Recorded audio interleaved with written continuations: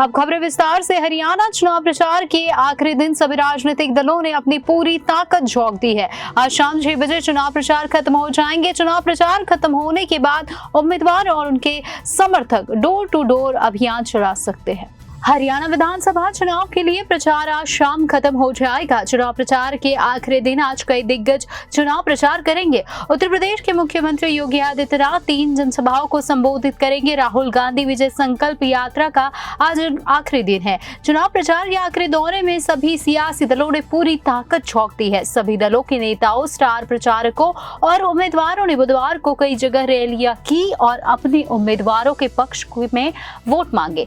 आज चुनाव प्रचार खत्म होने के बाद उम्मीदवार और उनके समर्थक डोर टू डोर अभियान भी चला सकते हैं।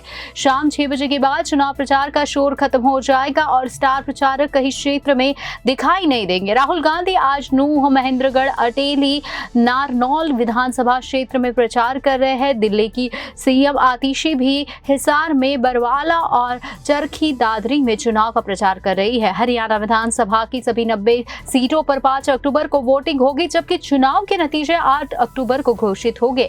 पहले 1 अक्टूबर को वोटिंग होनी थी, लेकिन चुनाव आयोग की ओर से ये तारीख बढ़कर अब 5 अक्टूबर कर दी गई है। बुधवार को हरियाणा के जुलाना में एक रैली में कांग्रेस नेता प्रियंका गांधी ने भाजपा को सत्ता से बेदखल करने का आह्वान किया और कहा कि ये दुष्टों, अन्याय और असत्य के खिलाफ की लड़ाई है। प्रियंका ने जुलाना में अपनी पार्टी के उम्मीदवार और ओलंपिक पहलवान वीरेश फोगाट के पक्ष में रैली को संबोधित किया।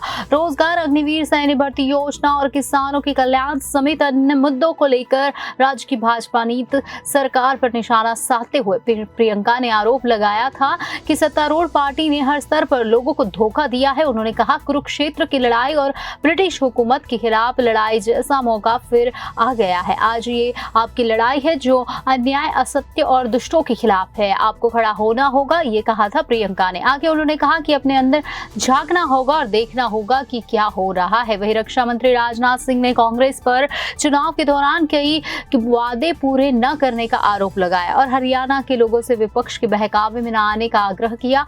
सिंह ने जोर देते हुए कहा कि हरियाणा विधानसभा चुनाव विकास और विनाश में से किसी एक को चुनने के लिए है। उन्होंने भारतीय जनता पार्टी यानी भाजपा द्वारा जनता के किए गए वादों को पूरा करने का जिक्र करते हुए कहा कि केंद्र सरकार ने हरियाणा में विकास के लिए 78,000 करोड़ रुपए दिए, जबकि कांग्रेस सत्ता में थी तब राज्य को 21,564 करोड़ रुपए दिए गए।